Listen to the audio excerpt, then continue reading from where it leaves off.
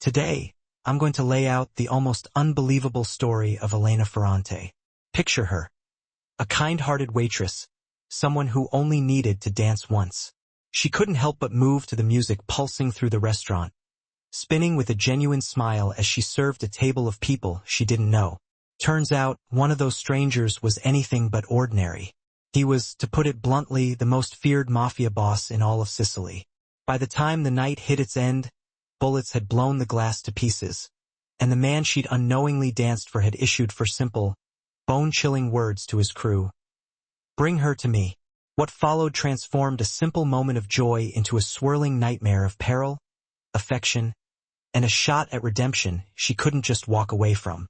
Elena Ferrante twirled on her toes, all playful grace, expertly balancing a loaded tray high on her shoulder, while lively mandolin music floated on the balmy evening air. The open-air patio of Luna Blue Trattoria throbbed with the sounds of people laughing and glasses chiming. Bathed in the delicate light of strung-up bulbs, Elena found herself instinctively swaying her hips to the infectious rhythm of a classic tarantella song performed by the local band in the corner. A radiant smile creased her cheeks as she spun lightly around an unoccupied chair, earning some chuckles and applause from a table of regulars nearby. She had absolutely no idea that her carefree little dance, a brief spark of happiness on a summer evening, had captured the unwavering attention of the most dangerous man in Palermo. At a corner table, shrouded in shadows, Adriano Falcone watched the young waitress move with what looked like effortless beauty. He raised his espresso cup to his lips, subtly hiding a flicker of interest in his otherwise dark eyes. The air around Adriano usually hummed with a strange mix of silence and dread. Just his presence was enough to make most people look away, but Elena hadn't even registered him yet, lost in the rhythm as she mistakenly delivered a round of limoncello shots to the wrong table. The customers there laughed it off, good-naturedly accepting her blushing apology. She offered an embarrassed little curtsy, the hem of her blue skirt flaring out. Adriano's lips barely curved, but they did. In a life shaped by authority and brutality, it had been ages since he'd seen such genuine, unguarded joy. Elena, finally realizing her mistake, hurried to the correct table, cheeks flushed. Her buddy Marco, behind the bar, gave her a wink, basically saying, "Nice moves." Elena playfully shushed him with a finger to her lips, trying not to giggle. She was aware that dancing on the job was technically a no-no, but the night was winding down and the customers seemed to love it. Besides, how could she resist? Dancing was in her blood. There was a time when she dreamed of performing on a stage instead of between tables. Those dreams seemed impossibly distant now. But in moments like this, with music filling the air, she could still get a small taste of them. As she pivoted toward the kitchen, Elena suddenly felt a strange tingle on the back of her neck. It was the feeling of being watched. Her eyes swept across the restaurant and landed on that corner table, almost completely hidden in the gloom. 3 men in tailored suits sat there. They had shown up late, talking quietly amongst themselves. Tourists? Nah, their posture and overall vibe suggested something different. One of them, the guy in the middle cradling an espresso, was staring right at her. Elena's breath caught. The man's gaze was intensely focused, unreadable. Even in the dim light, she could make out the strong angles of his jaw and the piercing quality of his eyes. She quickly glanced away, her heart pounding faster. Something about him triggered an instinctive sense of anxiety. The last thing she needed was to offend some VIP customer by seeming unprofessional. She smoothed her apron and hurried to grab another table's bill, forcing the odd encounter from her mind. From his spot at the table, Adriano set down his cup. His lieutenants surrounded him. They continued their hushed conversation about a delivery coming in, but Adriano's mind had drifted to the young waitress. Elena, her name tag said. Her spontaneous dance had been a surprising delight, a flash of brightness in his otherwise somber day. He watched her now, as she efficiently took care of another table, her face composed, but still radiating that warmth. He wondered what it was that put that sparkle in her eyes when she danced. "Boss!" One of the suited men, Rocco, spoke softly in Italian, noticing Adriano's distraction. "Everything okay?" Adriano flicked his gaze back to his men. They briefly followed his line of sight to the waitress. Rocco raised an eyebrow, but Adriano gave a subtle shake of his head. It was nothing, just a fleeting curiosity. Still, he realized he was still holding the tiny porcelain espresso cup in midair, completely forgotten. With a slight frown at himself, he set it down. He murmured, "Yes, everything is fine." But everything wasn't entirely fine, he thought. This meeting was supposed to bring good news from his sources. Yet, there were whispers that Vincenzo Baron, his rival in the city's underworld, had been seen lurking around his territory. Tensions in Palermo's criminal landscape had been reaching a boiling point ever since Adriano took over the Falcone family business 6 months ago. Tonight, he'd come to this quieter side of town for a discreet conversation. Luna Blue was known for its good food and the fact that it was relatively private. He certainly hadn't expected any kind of entertainment. His thoughts were interrupted when the restaurant's owner, Vito, approached the table to ask if they needed anything else. The older man's friendly smile was a little strained. He clearly recognized the type of guests sitting at that corner table and was eager to keep them happy. Adriano asked for the check with a polite nod. Even though the night was pleasant, he had plenty to figure out. As Vito walked away, Adriano watched Elena one more time. She was now by the bar, putting in an order, still with that gentle, enthusiastic vibe. He noticed something else, too. She was soft-hearted, which was obvious in the way she spoke kindly to the busboy, who looked exhausted, and how she paused to pat the shoulder of an elderly man at the table by the door as she asked if he needed anything. These little acts of kindness, done so naturally, stood out to a guy like Adriano, whose world rarely saw such tenderness. Elena felt the burn of that mysterious man's stare again as she finished her last tasks.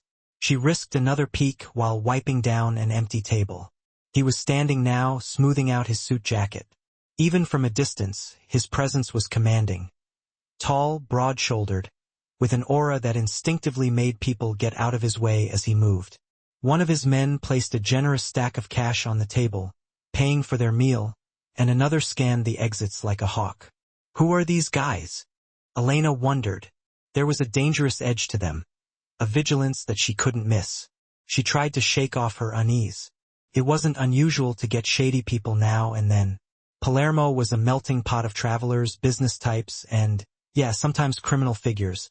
Elena had learned to mind her own business and treat every customer with respect, no matter what. Still, something about the man in the suit unnerved her, and not in a completely bad way. Underneath the intimidation, there was something compelling. She shook her head. "Get a grip, Elena." As she gathered the empty Limoncello glasses from a nearby table, Elena heard the sound of metal softly hitting glass. The man in the suit, Adriano, tapped a spoon against his espresso cup once in a clear signal to get her attention. The soft ting made her jump slightly. She looked up and saw him watching her intently, beckoning her over with a subtle motion of his fingers. His face remained impassive, but those eyes drilled into hers. Her stomach did a flip. Had she done something wrong? Was he about to scold her for practically dancing around the dining area like some kind of fool? Vito, the owner, was across the room, tallying receipts. He hadn't seen the summons. For a split second, Elena thought about getting him, but the man's gaze held her in place. He wasn't going to ask twice. Her heart thudding, she approached the shadowed corner. Every step felt heavy. The two other men shifted slightly to the side, allowing her into their space with polite, yet guarded expressions. Elena mustered a smile, clasping her hands to try and hide their trembling. *Una signore*. "I apologize if I disturbed you earlier," she said softly in Italian, addressing Adriano, although her eyes flicked respectfully to his companions, too. Up close, Adriano Falcone was even more striking. Dark, wavy hair framed a strong, stubbled face. His suit was immaculate. The midnight blue fabric was undoubtedly tailor-made. A subtle scar cut through his left eyebrow, a thin white line that didn't take away from his severe handsomeness. Elena figured he couldn't be much older than his mid-30s. Yet his eyes carried a weight far beyond those years. He studied her for a moment before speaking. "What's your name?" he asked, his voice low and steady. The power in that simple question sent a shiver along her skin. This was a voice used to being obeyed. "Elena, sir. Elena Ferrante," she replied, swallowing hard. "Elena," he repeated, as if testing how it felt. Her name sounded different coming from his mouth. Important, somehow. "You like to dance, Elena?" She flushed, confirming her fear that he'd seen her little performance. "Forgive me. I got carried away when the music started. I didn't mean any disrespect," she stammered, twisting her fingers nervously. "It's just a bit of fun. If I bothered you, I truly apologize." Adriano's head tilted almost imperceptibly. "No need to apologize. I wasn't bothered." He paused, letting her catch her breath. "You dance very well." The compliment was unexpected, and Elena blinked in surprise. "Thank you," she managed, unsure what else to say. Was that why he'd called her over? To comment on her dancing? His intense scrutiny remained. "Is dancing what you truly love to do?" The question was oddly personal. Elena wasn't sure how to answer a stranger, a customer, about something so close to her heart. Her first instinct was to offer a polite, dismissive reply, but something in his tone suggested that he actually wanted to know. She bit her lip and gave a small shrug. "It was once. I trained when I was younger, but life took me in a different direction." She gestured vaguely at the restaurant. "Now, I mostly dance when I think no one's watching." A self-conscious laugh escaped her as she realized that she'd basically admitted to goofing off at work. To her relief, Adriano's hard expression softened a little. Maybe it was the tiniest of smiles at the corner of his mouth. "I did not mean to intrude. I was merely curious," he said. "You move with passion. It's rare to see such genuine joy." The way he said it, almost quietly, made Elena's chest flutter. There was a hint of melancholy there, maybe even regret. Rocco and the other man exchanged a quick look of mild confusion. This gentle small talk was unlike their boss. Adriano caught the look and cleared his throat, his demeanor snapping back to business. He reached into his jacket and pulled out several large bills from a money clip. With deliberate intent, he placed them on the tray that Elena still held at her side. The stack was far more than their bill. "Your dancing was worth the price of dinner," he said calmly. "And more." Elena's eyes widened at the lavish tip. Grazie asterisk. She began to stammer, but he raised a hand slightly to stop her gratitude. "Take it," Adriano insisted softly. Heat rushed to Elena's cheeks, a strange mix of pride and unease. Such a huge tip felt like too much. I can't possibly accept." "Please," Adriano said, his voice gentle yet firm. "Buy yourself something nice, or maybe put it toward taking up dancing again." His hazel eyes glinted with a genuine sincerity that completely disarmed her protests. Elena's lips parted, an emotion she couldn't quite name rising inside her. Before she could find the words, a commotion by the entrance stole both their attention. The front door of the trattoria burst open, slamming against the wall with a loud crash. One of Adriano's men reacted instantly, stepping in front of Elena. Rocco's hand darted inside his jacket. In the doorway stood a burly figure with wild eyes and a handgun raised. For a split second, the entire restaurant froze at the sight of the weapon gleaming under the lights. Time seemed to slow to a crawl. Elena's heart seized as she realized what was happening. "Falcone!" The intruder spat, his voice cracking with rage and adrenaline. He aimed the pistol toward their corner. Adriano moved faster than seemed humanly possible. In one smooth motion, he yanked Elena down behind the heavy wooden table, shielding her with his body as gunfire erupted. A deafening blast ripped through the jovial music, turning it into terrified screams. Dishes shattered. The air filled with the sharp, acidic smell of gunpowder. Elena clapped her hands over her ears, eyes squeezed shut. Her back was pressed against the wall where Adriano had pushed her.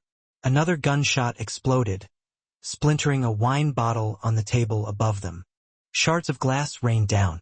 Elena felt a sharp sting as a fragment grazed her forearm. Adriano's arm was around her shoulders, keeping her low.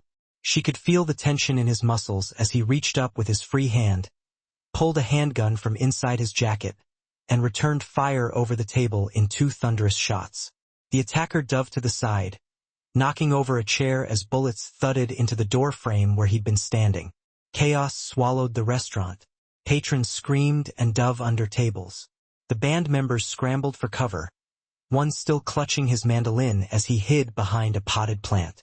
Vito, the owner, yelled for everyone to get down, his voice frantic.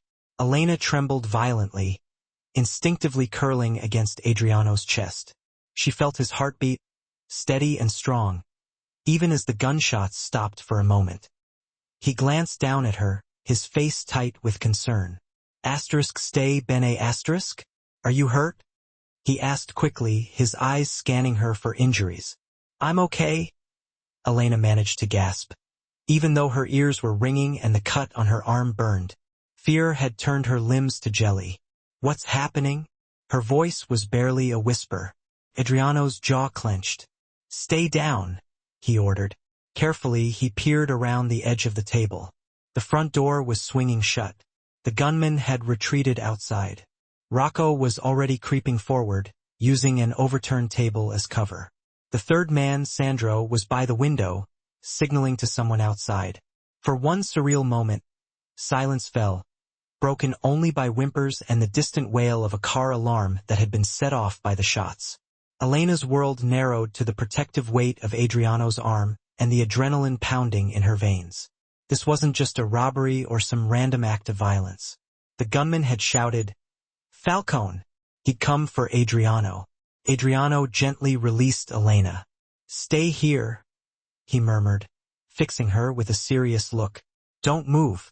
Before she could protest, he was gone, crouching low and moving to join his men. Elena stayed where she was, pressed against the wall, her mind racing. Her eyes darted across the restaurant. Several customers had been hurt by flying glass, but it seemed like no one had been hit by a bullet. Thank God. She felt warmth trickling down her forearm and realized that blood was oozing from the cut. Elena tore a strip from her apron and wrapped it tightly around her arm, her hands shaking. She peeked over the table just in time to see Adriano and his men slip out through the side door into the alley, chasing after the attacker. The next moment, the sound of an engine revving and tires screeching echoed from outside. They're gone, someone near the broken window said shakily. They're gone. A few patrons started to emerge from hiding, bruised and stunned. Vito rushed to help the elderly couple by the door, who were shaken but unharmed. Elena exhaled a breath that she hadn't realized she'd been holding. Her legs felt numb as she carefully stood up. The dining area was a disaster of spilled drinks, shattered glass, and overturned chairs. The festive atmosphere had been transformed into a nightmare in an instant. She stepped forward on unsteady feet. A hand caught her elbow. It was Marco from the bar, his face pale. Elena, are you hurt? He asked urgently, his eyes on the makeshift bandage on her arm. It's just a scratch, she managed, although her own voice sounded distant to her. What just happened? She looked around in a daze. Is everyone okay? I think so, Marco replied, the shock clear in his eyes. That maniac. He was shooting at those men you were talking to. Did you know them? Elena shook her head emphatically. No, I just... Her gaze drifted to their corner table. The cash and the check were still there, amid the splattered wine. I was just serving them. She didn't mention the odd conversation or the enormous tip. Her mind was too overwhelmed to explain. Before Marco could ask any more questions, flashing blue lights spilled through the front windows. Police sirens wailed as 2 carabinieri vehicles screeched to a halt outside the restaurant. Uniformed officers piled out, weapons drawn, shouting orders for anyone inside to come out with their hands visible. Vito hurried to meet them at the entrance, waving frantically. *Audo***. Help, we've had a shooting. His voice carried as he led the officers inside. Patrons began clamoring, everyone desperate to explain at once. Elena felt a wave of panic rising. The police would want statements. They would want to know what happened. She was one of the closest witnesses. But what could she even say? That a stranger had attacked another stranger? And Adriano, her eyes darted to the side door where he'd disappeared. Would he get away? Was he even alive? As if in answer, the side door suddenly opened and Adriano strode back in, flanked by Rocco and Sandro. A collective hush fell over the room at the reappearance of the men who had been the target of the attack. The two lieutenants quickly holstered their weapons under their jackets. One of the officers cursed under his breath, recognizing the notorious figures now calmly standing amid the wreckage. Elena's pulse quickened with relief and apprehension. Adriano was alive, unharmed as far as she could tell, although his expression was thunderous. His eyes immediately sought out Elena across the room. The intensity in them made her heart jump. A silent question passed between them. "Are you okay?" "Yes, are you?" Before either could move or speak, a police sergeant stepped forward, gun still drawn. "Adriano Falcone," he barked, a mix of nerves and contempt in his voice. "Don't move. Drop any weapons you have now." A tense standoff loomed. The other officers aimed their pistols at the three men. Rocco's jaw tightened. He glanced at Adriano for instructions.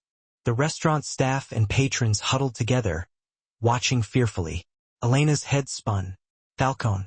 She'd heard that name uttered by the gunman and now by the police. Finally clicked. She knew of the Falcone family vaguely. Whispers of the mafia, dangerous dealings. And this man at the center of it all, Adriano Falcone, newly made boss of the Falcone clan. A chill ran through her. She had been casually chatting with a mafia boss moments before bullets had flown. Adriano slowly raised his hands to shoulder height, palms open. He nodded to Rocco and Sandro, who reluctantly did the same. "We are unarmed now. We only defended ourselves," Adriano said to the police, his voice measured. The shooter fled. The sergeant signaled, and two officers cautiously approached the men, removing Rocco and Sandro's guns from their shoulder holsters. As they patted Adriano down, he remained eerily calm, his eyes narrowed. Elena could see the barely contained anger rolling off him, but he was cooperating for now. Another officer spoke up. "We have reports of gunfire. Who was the shooter? Is anyone hurt?" Rapid chatter broke out as patrons pointed and explained. Over the din, Elena caught fragments. Asterisk came in shooting. He was after them. She nearly got shot. Asterisk. It took her a moment to realize that she was being pointed at as well. The elderly lady she'd served earlier was gesturing toward Elena and speaking rapidly to a female officer, likely telling how Adriano had pulled her down and saved her life. Elena felt heat flood her face. She suddenly became aware of the blood seeping through her apron bandage again, a telltale sign that she was indeed injured, even if only slightly. One of the police, a younger man, approached her quickly. Asterisk, Signorina Asterisk, you're hurt. Let's get you outside.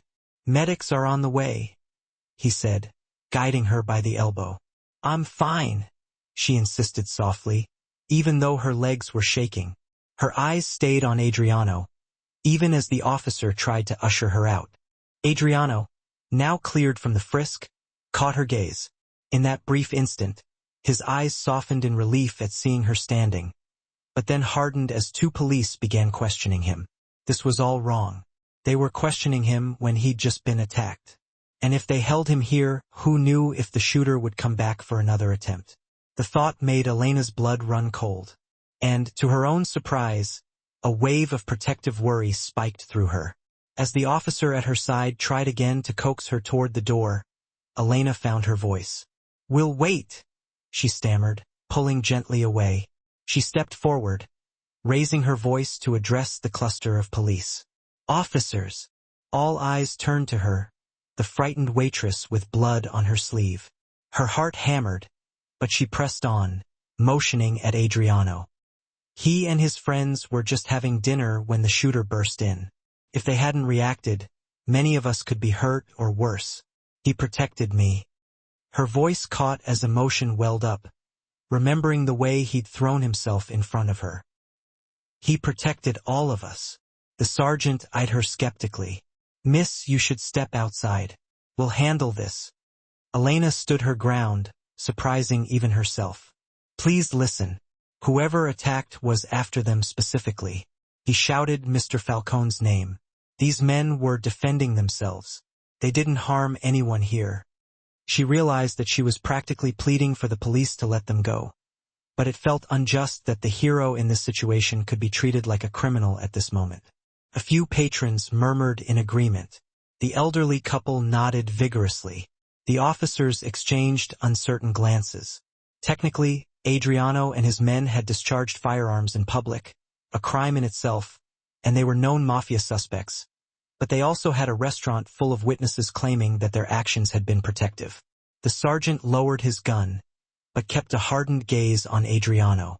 We'll need all of you to come down to the station for statements. He signaled to his men to start taking names. Rocco muttered under his breath, clearly unhappy. Sandro remained stone-faced. Adriano glanced at Elena, a silent thank you in his eyes for speaking up. He then addressed the sergeant firmly. Officer, with all due respect, the man who did this is still out there. My men and I are the targets. The longer we stay here, the more everyone else is at risk. That's for us to worry about, not you, the sergeant retorted. Almost on cue, a crackle erupted from the police radios. All units. Shots fired at the Via Garibaldi intersection. Possible gang activity. Suspect on a motorcycle heading north. The officers exchanged glances, a silent acknowledgement of the gravity of the situation. Via Garibaldi was a mere 2 streets away. Baron's men, Adriano stated sharply. A rare display of open anger coloring his voice. He's trying to draw you away, leaving us like sitting ducks. The sergeant's radio blared again. An urgent torrent of chatter about a high-speed chase in the vicinity. He cursed under his breath. Splitting resources was a dangerous gamble. Holding Falcone here could devolve into a bloodbath if more shooters arrived. Finally, the sergeant made a decision, holstering his weapon. Go! He barked at the junior officers. Back up the chase. We've got it covered here. 3 officers bolted out to their cars, engines roaring as they sped off to address the escalating crisis. The sergeant's gaze bored into Adriano, weighing his options. Falcone, I can't have you running wild in my city, but I also don't want a war erupting in this restaurant. I'll take your statement now and then you leave. Quickly. His tone brooked no argument. It was a reluctant compromise, born of necessity. Adriano inclined his head in acknowledgement. He swiftly delivered a curt statement. A man tried to kill us. He got away on a motorcycle. We defended ourselves.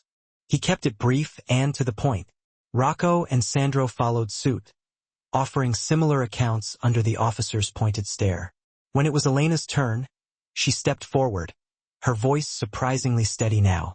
She recounted how the shooter had burst in and opened fire on them. She reaffirmed that Adriano had saved her, pulling her out of the line of fire. As she spoke, she became aware that her hands were trembling. Adriano was watching her intently, concern etched across his face. The sergeant finished scribbling notes and nodded slowly. All right, you 3 out. He jabbed a finger at Adriano's men. And you, he added, addressing Adriano directly, I don't want to see you again. If Baron is after you, take it far away from the city. Capice? Adriano's jaw tightened at the disrespectful tone, but he merely gave a slight nod. Let's go, he murmured to his men. Rocco and Sandro immediately made for the exit, slipping past the gawking onlookers. Adriano turned to follow, but paused beside Elena. Up close, he looked torn between concern and something more tender, a feeling he seemed to be fighting to suppress in public. His voice dropped to a level only she could hear. Thank you, Elena. You didn't have to speak for us. Elena felt a rush of warmth despite the surrounding chaos. She met his gaze and offered a faint, sincere smile. Of course I did. You saved me first. For the first time, she saw the hard edge in his expression soften, revealing a genuine warmth. He gently lifted her hand, the one with the makeshift bandage around her arm wound, inspecting it. "Have a doctor look at that," he said quietly, worry evident in his voice. "I will," she promised. The simple act of kindness in his gesture sent a pang through her chest. His fingers squeezed hers ever so lightly. Then he stepped back. In a blink, the guarded mask slid back into place, concealing his true emotions as he inclined his head politely and left with purposeful strides. Elena found herself staring at the door long after the three men had vanished into the night, her heart fluttering in the aftermath of everything that had transpired in just a few short minutes. The police continued to secure the scene and gather detailed reports from the remaining witnesses, but Elena felt strangely detached now. The adrenaline was receding, leaving her feeling dazed and utterly exhausted. Marco gently guided her to a chair. "That was incredibly brave, what you did, talking to the police like that," he said softly. She shook her head, dismissing his praise. "I just told the truth." Her eyes drifted to the pile of money still sitting precariously on what remained of Adriano's table. In the confusion, it had been forgotten.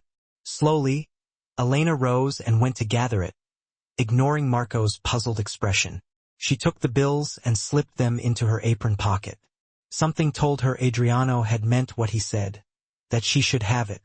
And after tonight, the thought of being able to support her mother and younger sister with that tip eased at least one worry from her mind. Eventually, the statements were concluded, and medics examined the minor injuries. Elena's cut was cleaned and bandaged properly. The police cleared out after an hour, leaving the trattoria eerily quiet and in a state of disarray. It was well past midnight when Elena finally stepped outside into the balmy Sicilian night. The street was nearly deserted, save for a few lingering officers and curious neighbors peeking from behind their shutters. The warm breeze caressed her face, carrying the salty scent of the Mediterranean Sea, only a few blocks away. Under any other circumstances, it might have been a beautiful night for a stroll. But now, the memories of gunfire and that terrifying embrace on the floor intruded on the peace. "Elena!" A voice called from behind. She turned to see Vito securing the damaged door. "Let me walk you home, Figliamia," he offered kindly, using a term of endearment, meaning my daughter.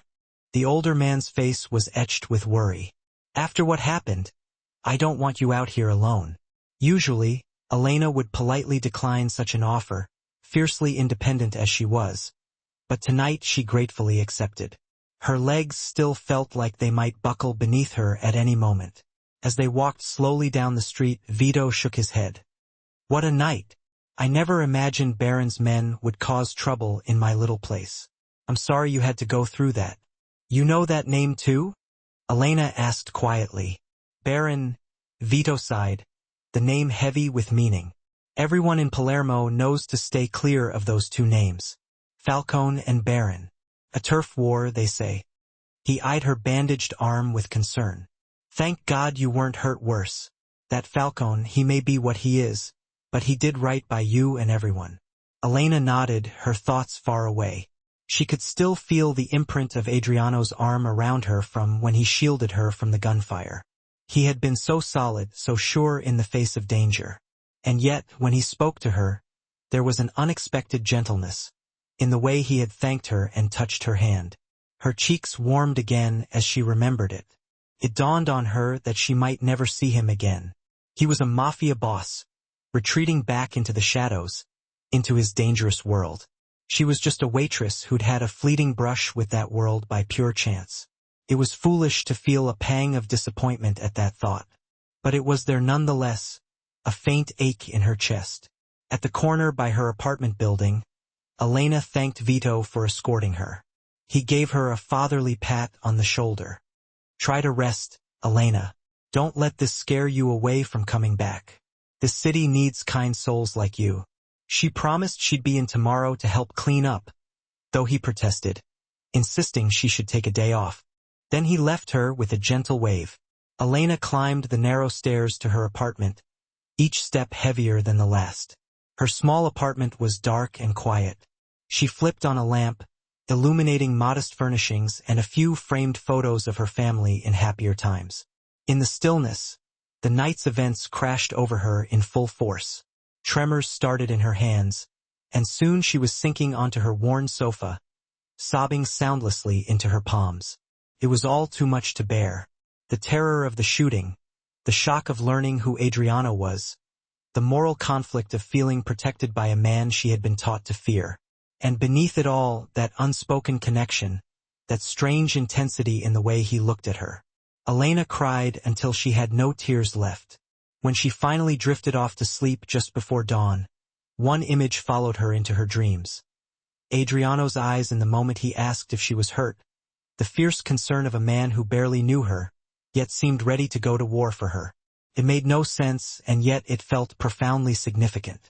Unbeknownst to Elena, beyond the reach of the streetlights, a black sedan was parked under the cover of a sycamore tree across from her building.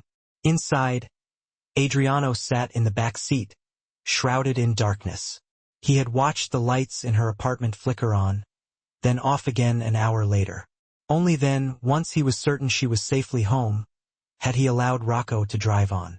As the car pulled away into the night, Adriano's thoughts remained on the brave young waitress who had danced her way into peril.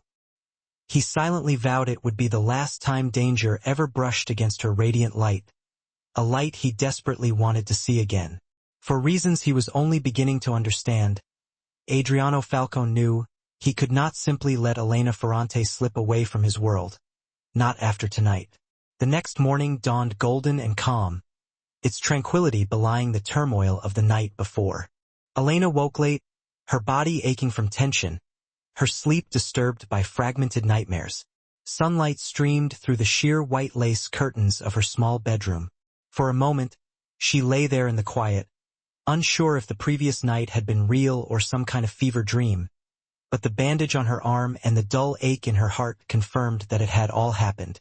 She rose and got ready slowly, catching herself pausing at the mirror as she replayed Adriano's gentle touch on her hand in her mind. A flush warmed her cheeks. "Stop it!" she chided her reflection. Whatever strange connection she thought she had felt was absurd. He was a mafia boss, living a life worlds away from her own. And yet, he had watched over her until she got home. That much she was oddly sure of. She'd sensed a presence in the dark street, seen the fleeting glimpse of a familiar car when she peered out her window at 3 a.m. It had made her feel safe enough to finally sleep. Elena shook her head, trying to banish thoughts of him. There were practical matters to attend to. Vito had closed the trattoria for the day to clean up and repair the damage. Elena decided she would stop by later with some fresh bread or sweets for everyone helping. Keeping busy was far better than sitting alone, replaying the terrifying memories in her head. After a quick shower, she dressed in a light floral blouse and jeans, slipping on her comfortable sandals. She tied her dark hair up in a ponytail. The mirror revealed dark circles under her brown eyes from lack of rest. With a sigh, she applied a touch of concealer and lip gloss, small rituals of normalcy. Her phone buzzed with a text from her mother in Messina. "Buongiorno. Heard about shooting in Palermo on the news. Are you okay?"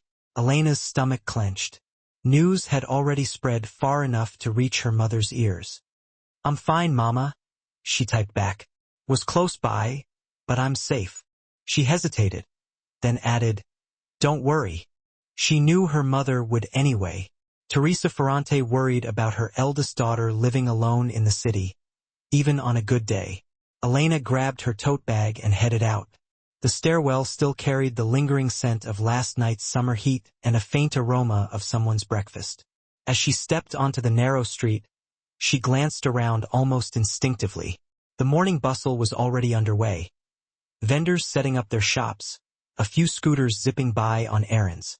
Everything seemed normal, but she couldn't shake the feeling of being watched that had haunted her since last night. Perhaps the trauma had made her paranoid. She forced herself to breathe deeply. Her first stop was a corner bakery, where she bought a large box of cornetti sweet croissants to bring to the restaurant. The owner's wife, Rosa, handed her the box with a sympathetic look. "I heard what happened at Luna Blue, Cara. You must have been scared out of your wits." Elena mustered a smile. "It was intense, but I'm okay now, grazie, Rosa." She didn't want to linger and recount the events, so she gave a quick wave and left, carefully balancing the pastry box. Elena made her way toward the trattoria. As she turned onto a quieter side street, she noticed it was oddly deserted. No people, just parked cars baking in the sun. Her sandal-clad footsteps echoed softly. Halfway down the block, a black van was idling at the curb, its engine gently rumbling. Perhaps a delivery, but there were no shops here, just residential buildings with shuttered windows. At that moment, a prickle of unease danced up her spine. She quickened her pace, clutching the box of pastries tighter to her chest. The van's passenger door suddenly swung open. Two men stepped out onto the sidewalk, moving with a deliberate purpose. Too deliberate. Elena Ferrante? One of them asked briskly. He was tall and bald, with sunglasses that reflected the morning light. The other man was stocky, cracking his knuckles. Elena froze a few yards away. How did they know her name? They weren't police. Plainclothes, maybe, but something about their demeanor screamed trouble. Every instinct told her to run. I'm sorry I'm late, she stammered, feigning misunderstanding, and took a step back, attempting to retreat. The bald man's lips twisted into a tight smirk. Don't make this difficult. He lunged forward suddenly, reaching for her arm. The pastry box tumbled from Elena's grasp as she whirled around and bolted back the way she had come. Asterisk aiuto. Asterisk help. She cried out, hoping someone, anyone, would hear her. She barely managed a few steps. A powerful hand seized her ponytail, yanking her backwards with brutal force. Pain shot across her scalp as she was dragged against the stocky man's chest. He clamped a meaty arm around her torso, pinning her arms to her sides. Elena kicked and thrashed desperately. "Let go of me!" she screamed, her voice shrill with panic. The street remained eerily empty. No savior emerged from the closed doors around them. The bald thug strode over, pulling a cloth from his pocket. Elena's eyes widened with terror, recognizing the acrid smell of chemicals, chloroform. She held her breath and fought harder, twisting her body and stamping down with all her might on the foot of the man restraining her. He snarled in pain, loosening his grip just a fraction. It was enough for Elena to wrench one arm free and elbow him viciously in the gut. He grunted, and the arm around her loosened further. Elena stumbled forward, nearly free. Suddenly, a sharp crack echoed down the alley-like street. The bald man yelped and stumbled, the cloth falling from his hand. Behind him, the side mirror of the van exploded into shards. A bullet had struck it inches from his head. Asterisk alt mani. Asterisk hands up, now. A voice roared from behind Elena. Dazed and panting, she turned her head to see two figures at the mouth of the street. One she recognized immediately. Rocco, Adriano's lieutenant, pistol raised and steady. Beside him stood Adriano himself, his stance radiating lethal fury. A sleek handgun was leveled at the thugs. The two kidnappers hesitated for only a heartbeat. The bald man dove behind the van, scrambling for cover. The stocky one released Elena and shoved her hard toward the wall, trying to reach for a weapon at his waist. Elena hit the wall with a cry, the impact knocking the breath out of her. Before the thug could draw his weapon, a thunderous gunshot cracked. The stocky man screamed, collapsing to his knees. Rocco had hit his shoulder with surgical precision. Blood bloomed across the thug's sleeve as he crumpled to the ground, cursing. The bald man, now crouched behind the van's open door, fired blindly in their direction. The shot ricocheted off stone, missing by a wide margin. Pedestrians at the far end of the street screamed and ducked for cover, fleeing the sudden firefight. Adriano pressed forward with uncanny calm, moving in front of Rocco, his own firearm trained on the van. Elena, shaking off her shock, saw the bald assailant pop up to take aim at Adriano. Her heart seized with terror. "Look out!" she shouted. Adriano was faster. He pivoted smoothly and fired twice. The muzzle flashes were bright in the morning sun, the reports deafening in the narrow lane. Tires hissed as bullets punctured first the van's front tire, then its back tire. ensuring it wasn't going anywhere. The bald man ducked down again with a curse. Rocco surged forward to Elena's side, keeping his gun trained on the van. "Come with me, Signorina, now," he urged, grabbing her arm firmly but not unkindly. She was trembling so hard her knees felt like jelly, but she stumbled alongside him, away from the immediate line of fire. Adriano kept his focus on the pinned attacker. "Drop your weapon and come out and maybe you live," he barked in a voice that brooked no argument. For a moment there was silence. Then the bald man's pistol clattered onto the asphalt, sliding out from behind the van. He emerged, his hands raised, a scowl etched on his face. Adriano closed the distance in 3 strides. In a blur of motion, he slammed the man against the van with one hand and pressed the barrel of his gun under his chin. His voice dropped to a lethal whisper that sent chills down Elena's spine, even from several paces away. "Who sent you?" The thug's bravado faltered under those murderous eyes. His jaw clenched, but he remained silent. Adriano clicked the safety off with an audible snick. "Baron."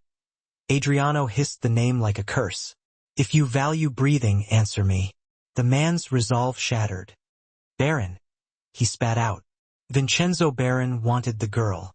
We were just told to bring her alive." Elena's stomach churned at the confirmation that she had been targeted specifically.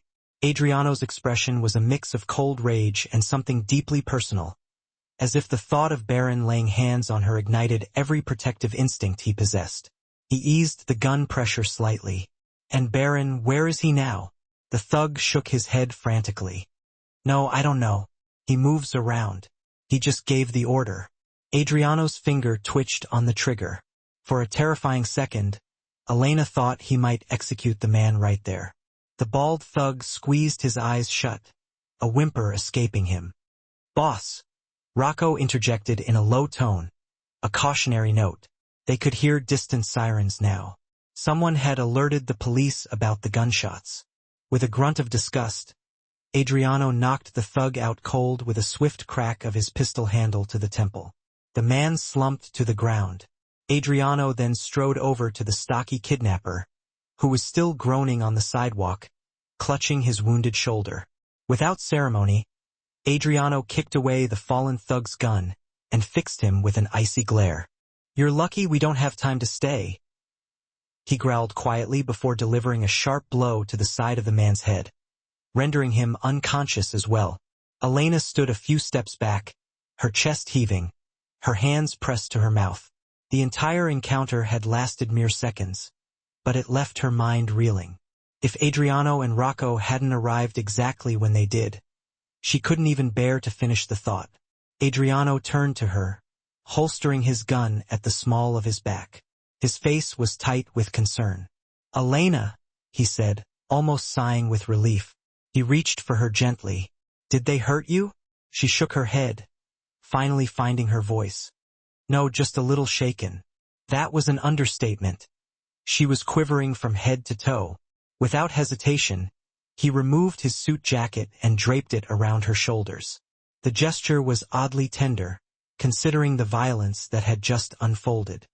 "You're safe now," he assured her, his hands resting on her arms for a moment, as if to transmit his strength to her. Elena clutched the jacket to herself, the fabric still warm from his body, and nodded gratefully. His steady presence was the anchor she desperately needed. Rocco, meanwhile, had quickly stowed his weapon and stepped back, pulling out his phone. "We need to go, boss. The police will be here any minute," he warned, eyeing the end of the street, where onlookers were no doubt reporting the incident. Adriano grimaced, knowing the trouble that could arise if they were caught at another crime scene. He placed a protective arm around Elena's back. "Come with me," he said quietly, an intensity in his tone that left no room for argument, but also conveyed genuine worry. This time, Elena did not resist. She understood implicitly that staying here would only invite more danger and questions she couldn't answer. Wordlessly, she allowed Adriano to guide her swiftly down the street in the opposite direction of the approaching sirens, with Rocco flanking them vigilantly. They rounded a corner, and Elena spotted a dark blue Maserati idling under an acacia tree. Sandro sat behind the wheel, his eyes widening at the sight of Elena with them. Without delay, he hopped out and opened the rear door. Adriano helped Elena inside, then slid in beside her. Rocco took the front passenger seat. The moment the door shut, Sandro accelerated smoothly away, just as two police cars turned onto the street they had just vacated. The wail of sirens faded behind them as they blended into the flow of city traffic, appearing casual and unremarkable. Elena sank back into the leather seat, her heart still hammering in her chest. She realized she was still clutching Adriano's jacket tightly around her. It smelled faintly of his cologne, a woodsy, dark scent that was oddly soothing.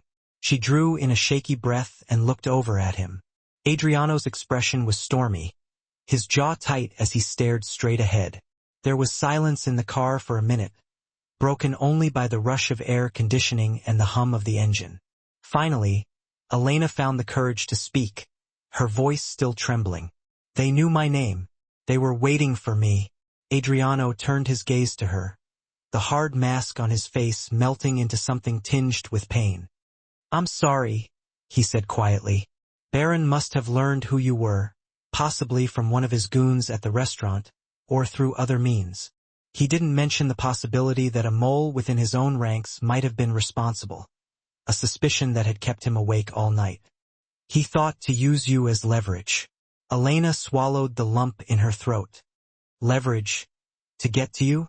It wasn't a question, but a statement of fact. The pieces were falling into place no matter how surreal it seemed. "This is because you saved me last night." A muscle in his cheek twitched. "Because I showed that I cared whether you lived or died," he replied, his voice low and rough with anger and regret. "In my world, any perceived attachment becomes a target." He looked away, his hands flexing on his knees as if the very thought enraged him. "You were caught in this because of me. I never should have." "Don't," Elena interjected softly, surprising them both. She reached out a tentative hand toward his forearm.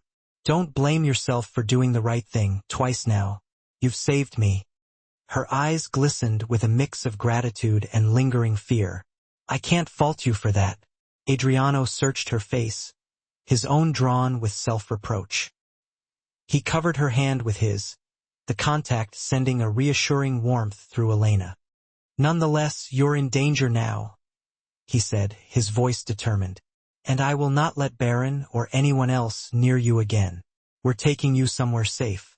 Elena mustered a faint smile. "Safer than my apartment, I hope."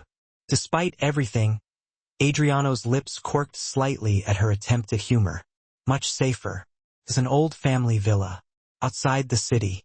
It's completely off the grid. Only my most trusted people know about its existence."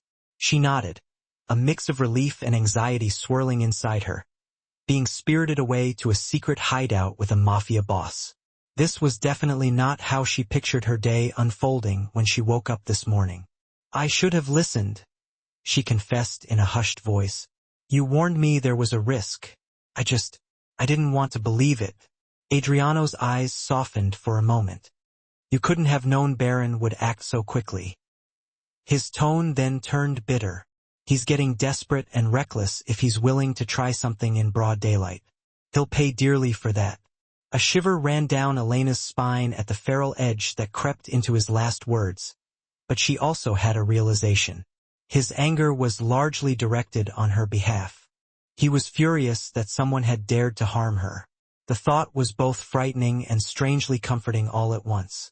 As the cityscape began to fade, replaced by winding coastal roads lined with picturesque olive groves, Elena allowed herself to relax just a little. Exhaustion from the adrenaline crash began to tug at her. She leaned back in her seat, her shoulder brushing against Adriano's. He didn't move away. Instead, he gently adjusted his jacket around her as if he were tucking her into bed. "You should get some rest," he suggested quietly. "It's about an hour's drive. We'll make sure no one's following us." Elena then realized that Rocco and Sandra were meticulously watching the rearview mirrors, their postures tense and alert. No one spoke of it directly, but she could feel the thick layer of security enveloping the car. She was surrounded by watchful protectors. "Thank you," she whispered, not just for suggesting she rest, but for everything he was doing for her. Her eyes felt heavy now that the immediate danger had passed. In the safety of the car, with Adriano's jacket keeping her warm and his presence a solid reassurance by her side, the adrenaline drained away, leaving her with only overwhelming fatigue. As her eyelids began to droop, Elena felt a light pressure as Adriano's hand gently brushed a stray lock of hair away from her forehead. The gesture was undeniably tender. She thought she heard him murmur, "I've got you."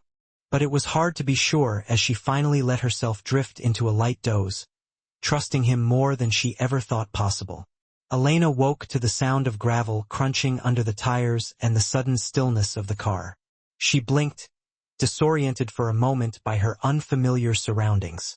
The car had come to a stop in front of wrought iron gates that were slowly opening. Beyond them, a cypress-lined driveway curved gently uphill toward a villa perched atop a small hill. "We're here," Adriano said softly beside her.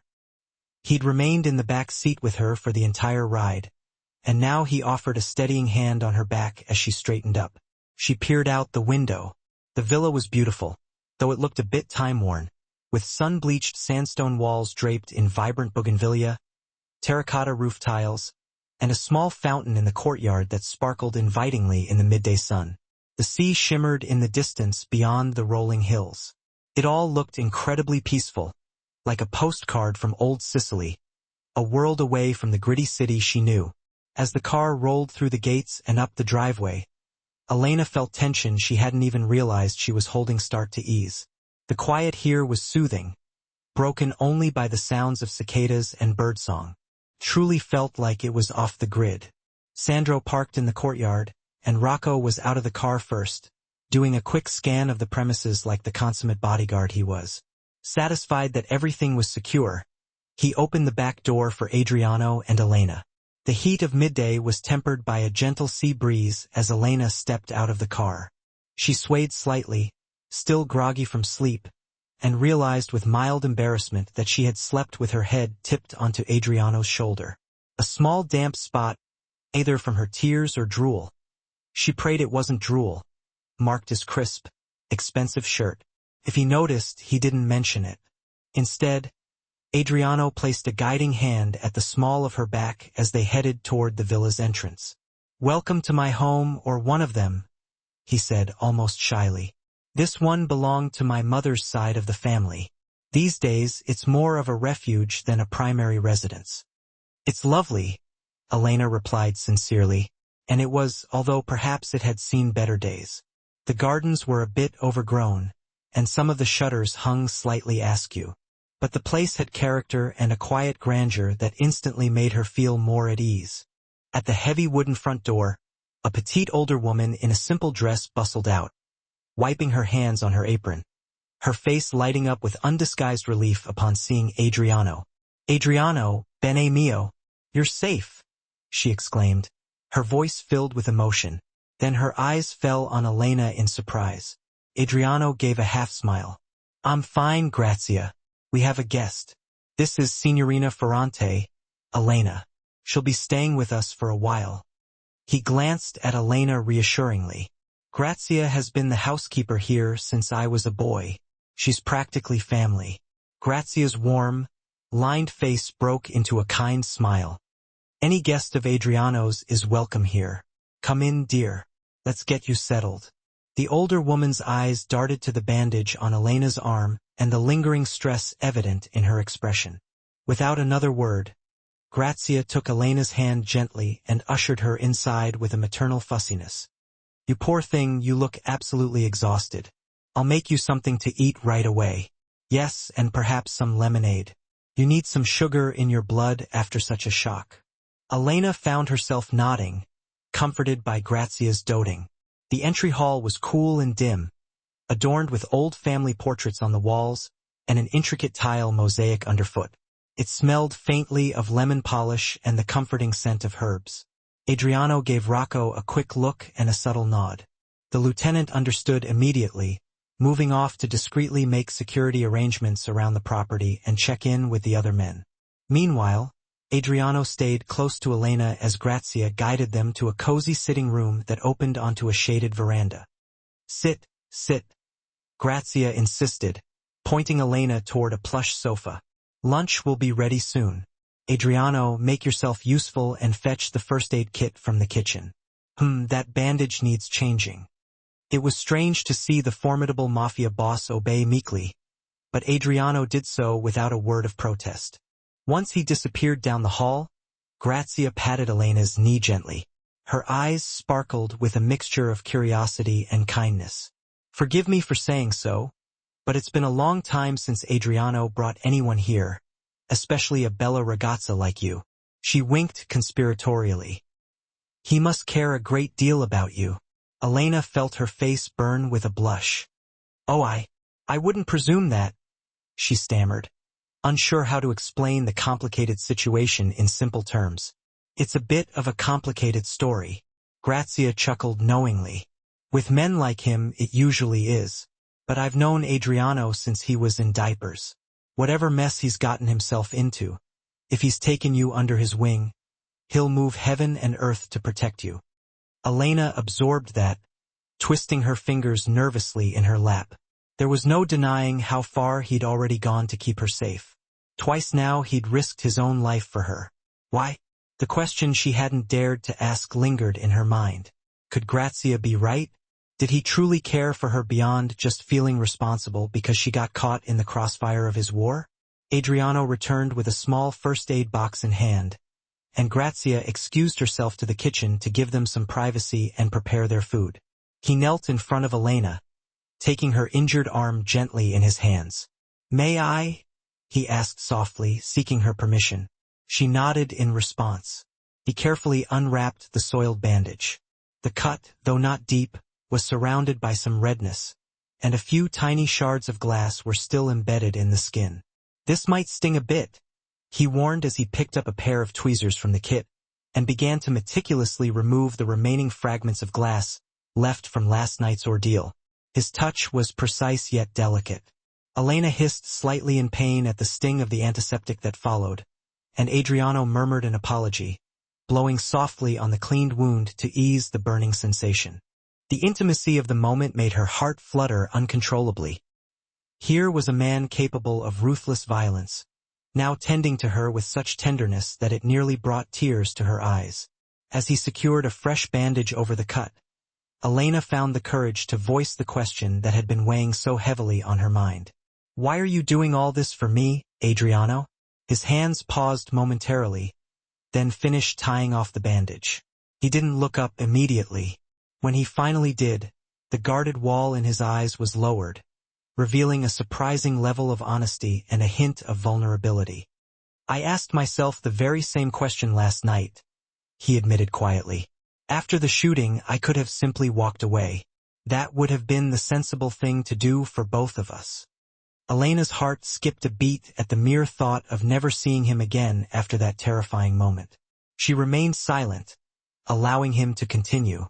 I stayed at your apartment building until morning, he confessed, confirming her suspicions.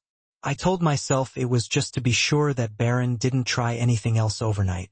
But watching your light go out, knowing you were finally resting peacefully, it gave me a sense of peace I haven't felt in a long time. He took a deep breath, searching her face as if he was afraid of what he might see there.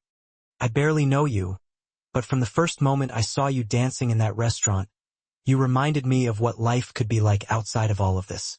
He gestured vaguely, encompassing the violence, the criminal empire, the endless caution that defined his existence. Your kindness, your courage, has pulled something out of me that I thought was long gone. He hesitated for a moment, then said softly, I don't want that feeling to go away, and I can't stand the thought of anything happening to you, so I'll do whatever it takes to keep you safe, if you'll allow me to. Elena felt a tear slip down her cheek. Adriano lifted a hand, his thumb gently brushing it away, sending a warm shiver down her spine. I've been so afraid, she whispered, her voice trembling with emotion. But with you I feel safe, Adriano, and that's terrifying in its own way because I shouldn't trust you. I shouldn't even be here right now, yet here I am. He nodded, understanding the conflict raging within her. If you want to leave. No, she interjected firmly, surprising them both with her sudden conviction. I don't want to go. Not until this is over, and I know that it's safe for you. And even then, she faltered, biting her lip. I don't know what I want beyond that, except I don't want you to get hurt either. This fight with Baron. What if you... She couldn't bring herself to finish the sentence, her voice choking with the possibility of him not making it out alive. Adriano's eyes darkened with determination. He covered her hand with his. Baron has already taken enough from me, he said, his voice filled with steel. I won't let him take my future as well. There was a promise in his voice, a vow to protect what was becoming most important to him. We will end this, Elena, and when we do, I hope you'll still be there when the dust settles. The unspoken meaning hung heavily between them, filled with longing and a hint of hope. Elena managed to force a smile through her tears. Just don't expect me to stay on the sidelines if there's something I can do to help. A faint smile tugged at his lips. Stubborn woman, he said affectionately. You remind me of my sister. He chuckled softly at her puzzled expression. Lucia. She was a few years older than me, fiercely kind, just like you. She always got involved in my business when I'd get into scuffles with other boys. His smile faded into a distant sadness. Baron's family took her away from us. A stray bullet in an attack meant for my father. Killed her when she was just 16 years old. Elena inhaled sharply, her heart aching for the loss he'd endured. Adriano, I'm so incredibly sorry, she said, squeezing his hand in sympathy. He nodded in silent thanks and continued, his voice raw with emotion. After that, my father became consumed with vengeance. And when he was killed last year, another hit ordered by Baron, I inherited a war. I never wanted this life. Not like this, but leaving wasn't an option. The people who remained loyal to my family would have become targets too if I ran. So I stepped up for them, for what was left of us. A heavy silence settled between them, broken only when he quietly added. Lucia used to dance around the house all the time. She loved music. After she died, there was no more dancing in our halls. Seeing you at the restaurant, it awakened that memory. It was beautiful. I think that's why I noticed you so strongly. Elena's throat tightened with emotion. In that moment, she saw the deep-seated grief etched on his soul, the immense weight he carried on his shoulders. Without overthinking it, she leaned forward and wrapped her arms around Adriano in a gentle embrace. He stiffened in surprise at first, then slowly melted into it, his arms circling her, one hand cradling the back of her head. They stayed like that for a long moment, offering each other quiet solace for their shared pain and losses. Elena's cheek rested against his shoulder, his heartbeat a steady rhythm in her ear. After a long moment, they parted slightly, their faces just inches apart. The tender atmosphere between them was electric, charged with unspoken desires. Adriano lifted a hand, hesitating for a fraction of a second before gently tucking a strand of hair behind her ear. Thank you, he murmured, his voice husky with emotion. For what? She whispered, her voice barely audible. For listening, for not seeing me as a monster. His eyes searched hers with aching vulnerability, seeking understanding and acceptance. Elena felt her breath catch in her throat. I see a man who has a good heart caught in a bad situation, she said softly. And I see someone who's risking everything to protect me. How could I ever see you as a monster? Something shifted in his expression. Relief, gratitude, and affection all swirled together at once. His gaze dipped to her lips, then flickered back up to meet her eyes. Elena's pulse quickened, her own eyes drawn irresistibly to his mouth. Was he going to kiss her? Did she want him to? The answer bloomed in her chest, undeniable and overwhelmingly warm. Yes. As if he were reading her mind, Adriano began to lean in. Bang! The sudden clang of a pot in the kitchen clattering loudly to the floor shattered the moment. Elena jolted slightly, and Adriano pulled back instinctively, tension snapping back into his posture. A second later, Grazia's voice called out, "'Scuse Ape. Sorry, just a pan. Nothing to worry about." Elena let out a breathy laugh, half from lingering nerves, half from amusement at the awkwardly interrupted moment. "I think my heart just stopped," she confessed. Adriano ran a hand through his dark hair, chuckling softly under his breath. "Mine too." He stood, offering a hand to help her up from the sofa. "Come on, let's eat. We both need to regain our strength." They moved to the veranda, where Grazia had set up a simple but inviting lunch. Fresh bread, a tomato and mozzarella salad, cold pasta with olives and herbs, and a pitcher of lemon water. Elena hadn't realized just how hungry she was until the delightful aromas wafted over to her. For the next hour, they ate and talked lightly, carefully avoiding any heavy subjects for the moment. Adriano asked about her family, and Elena found herself telling him about her mother and younger sister in Messina, about how she'd moved to Palermo for work after her father passed away several years ago. She even shared a bit about her abandoned dance ambitions, how she taught a children's dance class as a volunteer on weekends whenever she could. He listened with genuine interest, asking questions that made her smile, like what her favorite dance was, contemporary, though I do love a good tango, or if she still had her ballet shoes. Yes, in a box in my closet, though they probably don't fit anymore. In turn, he spoke more about his childhood in Sicily, at least the happier parts of it. He pointed out an old fig tree in the yard that he used to climb with Lucia. He admitted that he hadn't taken a real vacation or even had a normal day off since assuming the mantle of boss. Elena gently scolded him, saying he'd burn out if he didn't take some time for himself, which made him grin. "After this, perhaps I'll finally get to take a vacation," he mused, his gaze drifting to her in a meaningful way. After lunch, Grazia shooed them away from cleaning up, insisting they go relax and enjoy the afternoon. Adriano offered to show Elena around the estate. They wandered through the grove of lemon and olive trees, trailed at a respectful distance by one of his men as a security precaution. The afternoon sun slanted through the leaves, casting dappled shadows, and for a little while, Elena felt almost as if they were just two ordinary people on a leisurely stroll, not a mafia boss and a waitress hiding from ruthless killers. They ended up at a scenic overlook beyond the villa's vineyard, where a stone balustrade marked the edge of the property. Below, rolling hills covered in patches of wildflowers stretched toward the glittering sea. Elena leaned on the cool stone, sighing in appreciation. "It's so beautiful here, so peaceful." Adriano stood beside her, close enough that their arms nearly touched. "I haven't been here in ages. I forgot just how much I missed it." He glanced at her, a hint of a smile playing on his lips. "Maybe I didn't have a reason to truly appreciate it until now." She met his eyes, a blush warming her cheeks. The sweet tension from earlier was still there between them, humming like an unspoken melody. Elena bit her lower lip gently, summoning courage from the tranquility surrounding them. "Adriano, earlier, before we were interrupted."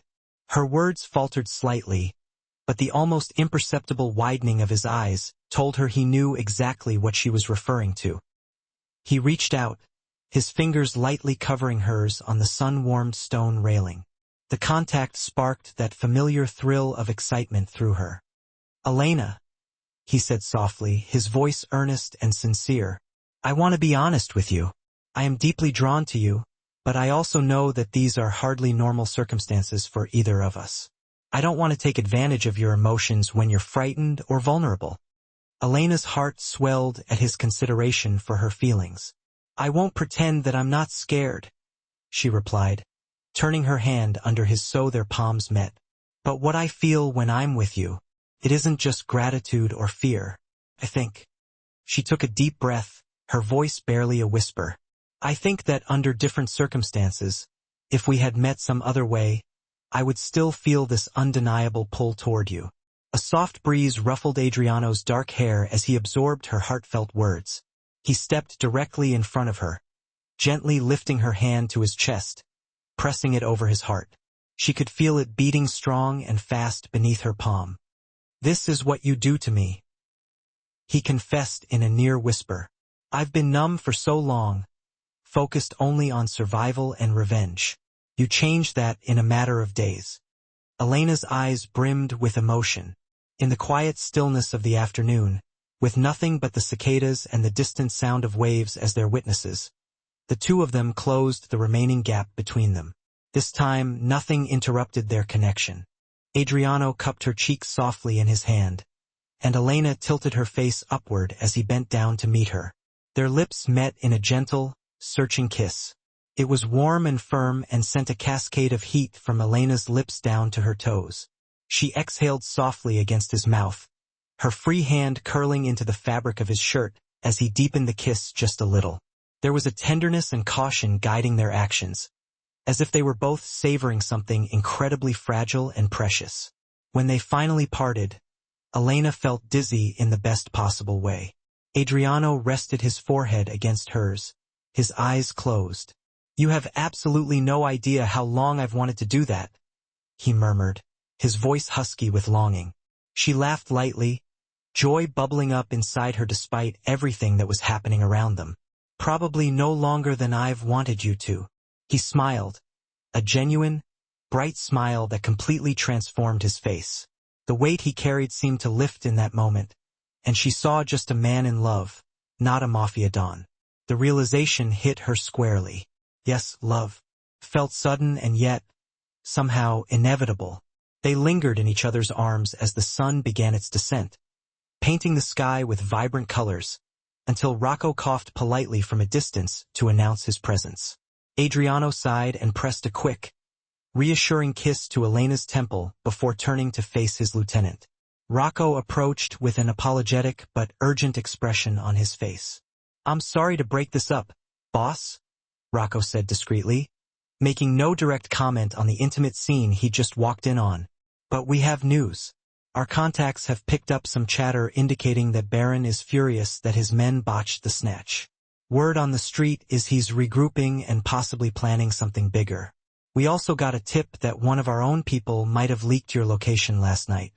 Adriano tensed immediately, slipping back into business mode effortlessly, though he kept hold of Elena's hand, reassuring her. "Who?" Rocco grimaced. "It's not confirmed yet, but Enzo from our port crew went AWOL this morning. He's suspected of feeding Baron intel. Luca is currently tracking him." Adriano cursed under his breath, his jaw clenching in anger. Elena squeezed his hand in support. "What does this mean for us now?" she asked softly. "It means we can't afford to stay complacent," Adriano answered, his eyes hardening with resolve. "Baron's pride has been wounded. He'll be coming after me, and he'll try to use any means necessary to draw me out." He looked at her, his gaze filled with determination. "He still believes that you're his best piece of bait. That gives us a certain edge because he doesn't know that you're secure." Elena felt a chill run down her spine at the thought that she was still very much a target. "What are you going to do?" Adriano gazed toward the horizon, his jaw set firmly. "I'm going to end this once and for all. I've been playing defense, reacting to Baron's every move. It's time for me to take the fight directly to him." A sliver of fear lanced through Elena at the steely finality in his tone. End this. She knew what that likely entailed. Confronting Baron directly, an act of violence that could easily claim one of their lives. "I'm coming with you," she said immediately, her voice ringing with conviction. Both men looked at her in surprise. Adriano shook his head firmly. "Elena, absolutely not. I brought you here specifically to keep you as far away from him as possible." She stepped in front of him, placing her hands on his crossed arms. "You're planning to lure him out somehow, aren't you? Likely using me as the bait he's expecting. If you go without me, he'll just find another way to get to me, or someone could get hurt in my place trying to protect me." Adriano's eyes flashed with protective refusal. "I can't deliberately put you in danger, Elena. Absolutely not." Frustration and a deep well of concern warred within Elena. She raised a hand to his cheek, her touch gentle but firm. "Adriano, listen to me. You told me that Lucia always got involved when you were in trouble, right?"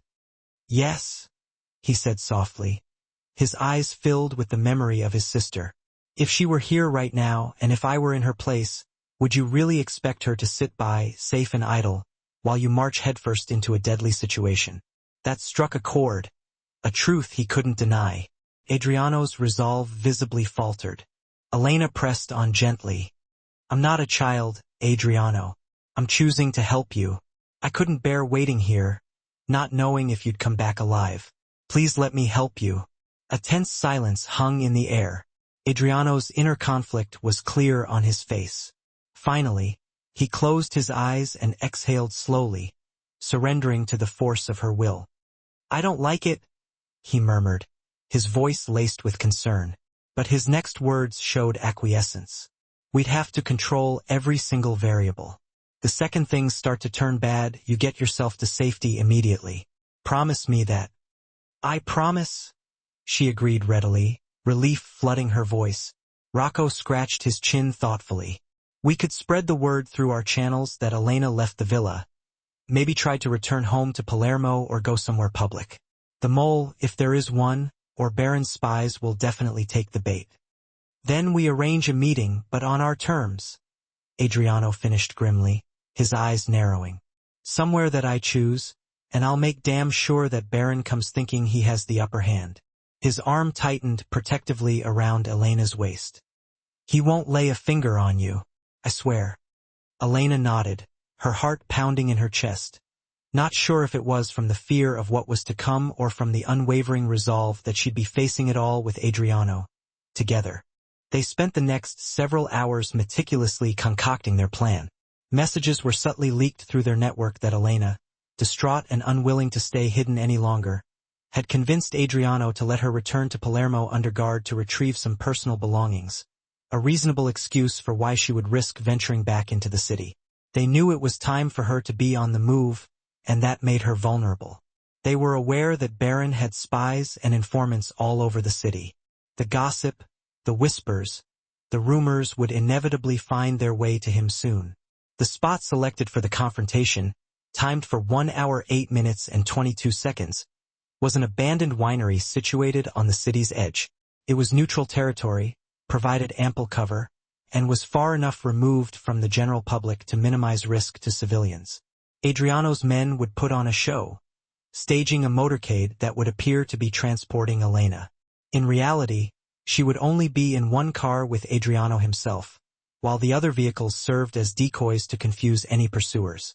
Additional loyal men would be positioned in advance at the winery, lying in wait, ready to spring an ambush if necessary.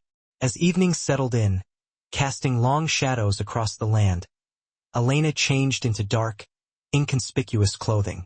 She chose jeans, sneakers, and a black sweater, prepared for whatever might happen at 1 hour 8 minutes and 53 seconds. She meticulously tucked her hair into a low braid, making it less of a target, remembering the horrifying way the thug had grabbed her by her ponytail. Looking in the mirror, she barely recognized the resolute woman staring back at her.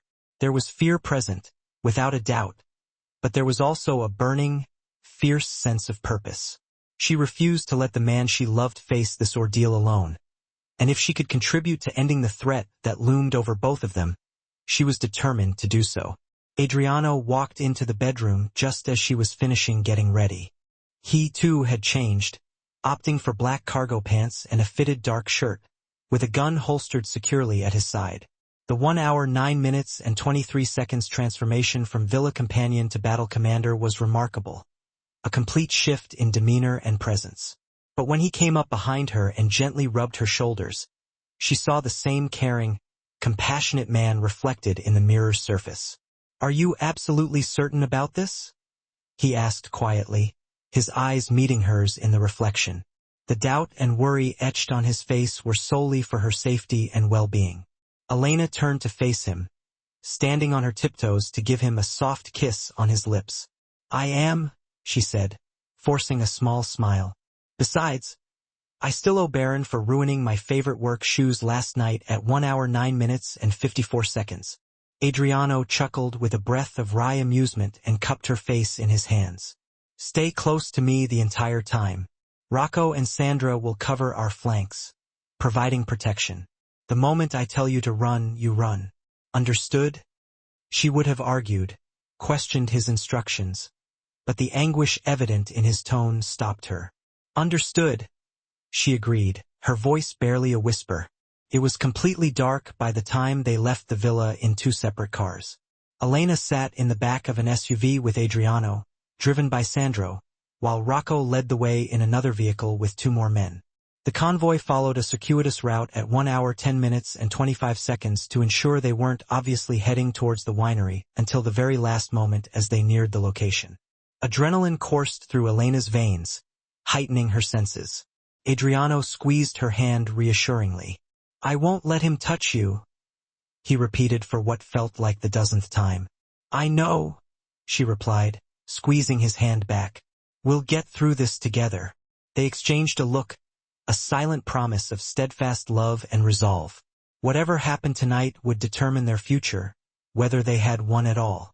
The winery emerged in the distance, a collection of old stone at 1 hour 10 minutes and 55 seconds buildings, and large storage sheds surrounded by overgrown vineyards and rusting winemaking equipment.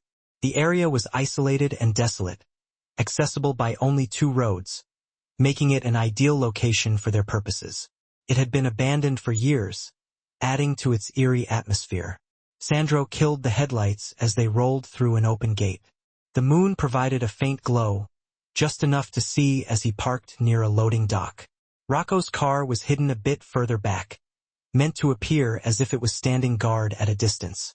Meanwhile, about a dozen of Adriano's most trusted men were concealed around the 1 hour 11 minutes and 23 seconds property, hidden behind walls in an empty water tower and along the tree line, ready to spring into action. Elena's heart pounded so loudly she was sure everyone could hear it. Adriano gave her one last reassuring look and helped her out of the car. He leaned on her more than he probably needed to, drawing out the moment with a playful smirk until pain made him grimace again. She rolled her eyes but smiled despite herself, nerves thrumming under her skin. "Focus, tough guy," she said softly. "Yes, ma'am," he teased gently. But then his expression at 1 hour 11 minutes and 54 seconds turned serious. They waited in the shadows of the loading dock behind an old stack of wine barrels. One of the Falcone men signaled via radio that 2 vehicles were approaching from the south road. The bait had been taken. Their plan was working. Adriano's jaw tightened with resolve. He pulled Elena a step behind him, his hand hovering near his holster, ready to draw his weapon at a moment's notice. Rocco quietly moved to guard Elena's other side, ensuring she was protected from all angles. They would allow Baron to come in far enough to be completely surrounded, cutting off any chance of escape. Engines grew louder, then cut off abruptly. Car doors slammed shut with a resounding echo. Elena strained her ears at 1 hour 12 minutes and 24 seconds and could make out the sound of multiple footsteps crunching on the gravel. Her fingers found the back of Adriano's shirt, gripping it lightly, and he reached behind with his free hand and gave her leg a comforting pat without taking his eyes off the darkness ahead. A voice echoed, sharp and taunting, cutting through the silence. "Falcone, I know you're here. Come out. Come out wherever you are." The voice had a hint of cruel amusement, clearly enjoying the game. Adriano stepped forward from cover, signaling his men to hold their positions. Elena and Rocco stayed just behind the edge of the shadows, remaining concealed. At 1 hour 12 minutes and 51 seconds under the moonlight, she could finally see the enemy clearly. Vincenzo Baron stood amidst a half-circle of his armed cronies near the center of the courtyard. He was a lanky man in his 40s with slicked back, graying hair and a snake-like grin plastered on his face. In his hand, he casually held a handgun, pointed at nothing in particular. Behind him were at least 8 men, all armed, their eyes scanning the area for any sign of treachery. "Baron," Adriano greeted coldly, emerging with deliberate calm. "You must be desperate to come out of your hole in person," Falcone said. Baron let out a harsh, grating laugh. "Desperate? No, my boy. I'd say opportunistic." His eyes gleamed with a predatory look as they roved around, undoubtedly searching for Elena. "Word was your little waitress insisted on a day trip. Where is she? Didn't grow tired of her already, did you?" Adriano's stance remained composed and unwavering, but Elena knew him well enough now to sense the coiled fury simmering beneath the surface. She's somewhere you'll never get to her. Baron tooted, wagging his gun dismissively. Now that's disappointing. I was hoping to meet the at 1 hour 13 minutes and 56 seconds girl who softened the infamous Falcon. Perhaps I'd even show her what a real man looks like once you're gone. Elena's stomach churned at his vile insinuation. Before she could stop herself, she stepped out of the shadows into the open, her chin raised high in defiance. Be careful what you wish for, Baron. You're meeting her now. Elena, no, Adriano hissed, but it was too late. She had already drawn Baron's full attention. The mob boss's eyebrows shot up in surprise. Then at 1 hour 14 minutes and 21 seconds turned to delight as he saw her. There she is. Such brave stupidity, he sneered. He gestured grandly with his free hand. Come here, girl. I promise I won't bite much. Adriano moved swiftly, positioning himself directly in front of Elena as she advanced a few steps. Weapons on both sides were now raised, and the tension in the air skyrocketed. This ends tonight, Baron, Adriano declared, his voice ringing against the stone walls. You've spilled enough blood. You wanted me. Here I am. Let her walk away, and we'll settle this between 1 hour 14 minutes and 53 seconds us. Baron threw his head back and cackled. Chivalry from a mafioso. How quaint. You think I'd let my leverage just stroll off? No, Falcon. I think I'll keep her, maybe as a souvenir after I put a bullet in you. He leveled his gun at Adriano, his eyes gleaming with madness. Then again, maybe I'll start by ruining that pretty face of hers in front of you, just for fun. Elena's pulse pounded in her ears. Despite the fear that threatened to consume her, she kept her gaze fierce and unwavering. Big words from a coward who brings an army to kidnap an innocent at 1 hour 15 minutes and 26 seconds woman. Baron's face twisted in anger. He clearly wasn't used to being insulted, especially not by someone like her. You've got spirit. I can see why he likes you. Perhaps I'll break you in nice and slow. Enough! Adriano roared, fury emanating off him in waves. To Elena's astonishment, he holstered his pistol and stepped forward, his arms slightly away from his sides, almost like an invitation. You want to kill me, Baron? Then do it. But you leave her out of it. That's the deal. Time seemed to slow to a crawl at 1 hour 15 minutes and 55 seconds. Baron's men glanced at each other uncertainly, unsure how to proceed.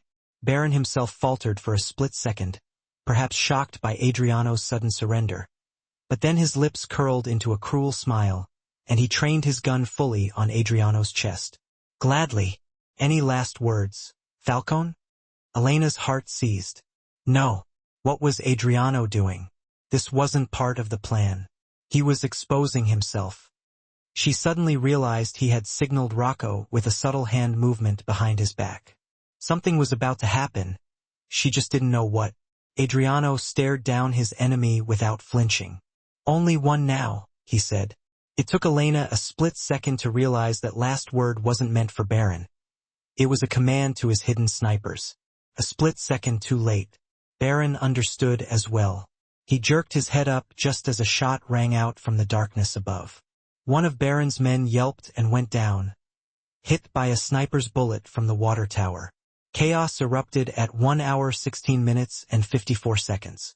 Ambush!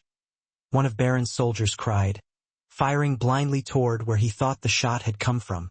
In that same moment, Adriano lunged backward and to the side, knocking Elena down behind a stack of old crates for cover. He drew his own gun in a flash, his movements fluid and practiced. The courtyard exploded in gunfire. Muzzle flashes strobed the dark as Adriano's concealed men opened fire from their positions, taking the enemy by surprise. Baron's crew scattered for cover, returning shots wildly. Rocco dragged Elena further behind the crates, shielding her as splinters flew from at 1 hour 17 minutes and 22 seconds one of Baron's bullets chewing into the wood inches from her head. Elena's ears rang with the deafening noise. She clutched Rocco's arm, terrified but trying to keep her wits about her. Through the cracks between the crates, She could see brief glimpses of the action. Adriano rolling behind an old metal vat, firing with calm precision and taking down another of Baron's gang who had rushed forward. Baron ducking behind a stone pillar, fury contorting his features as he fired off shots at shadows, desperate to retaliate. Within half a minute, several of Baron's men were down or wounded thanks to the element of surprise and superior positioning. It seemed the fight would at 1 hour 17 minutes and 49 seconds end swiftly, but Baron, like a cornered viper, was far from done. "Fall back!" he shouted to his remaining men. There were only 3 left standing with him. As one, they began a retreat toward their vehicles, shooting suppressive fire toward Adriano's side to cover their escape. One of them tossed a smoke grenade, which began spewing a cloud of thick white smoke, obscuring the open ground and making it difficult to see. Elena coughed, her eyes watering as the acrid smoke began to blanket the area, stinging her nostrils and throat. She felt Rocco's grip tighten on her shoulder.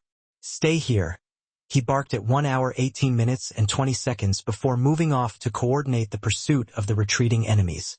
Through the haze of smoke, Elena's heart sank when she saw Adriano rise from cover and charge after Baron, disappearing into the swirling cloud. No!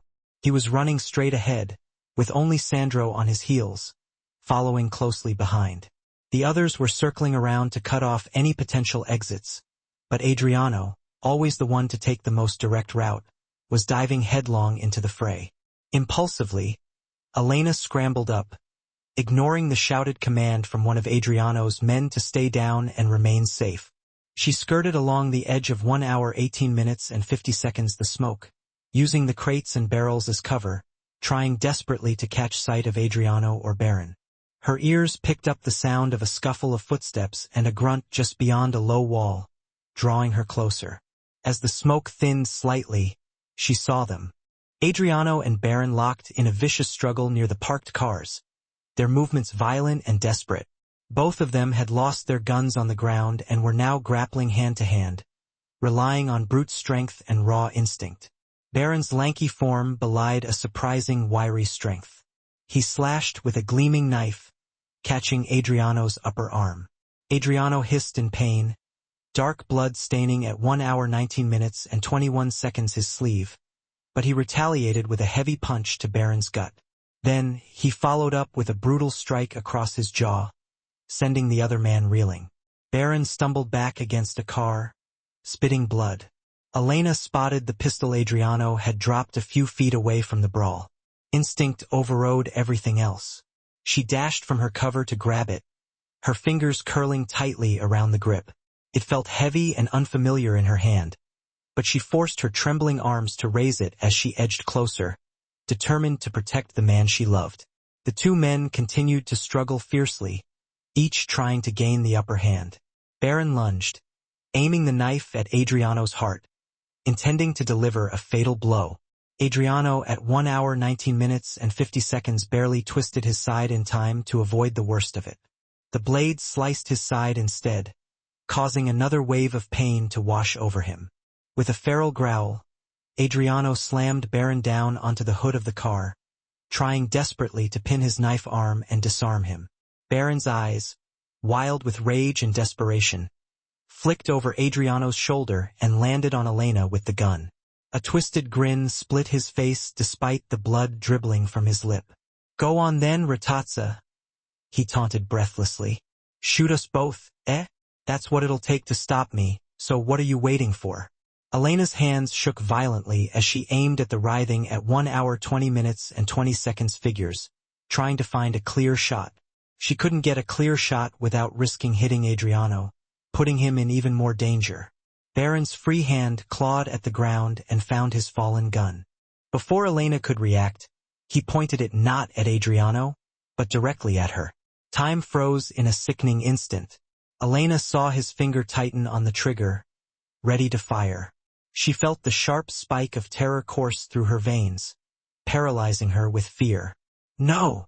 Adriano roared in a desperate attempt to save her.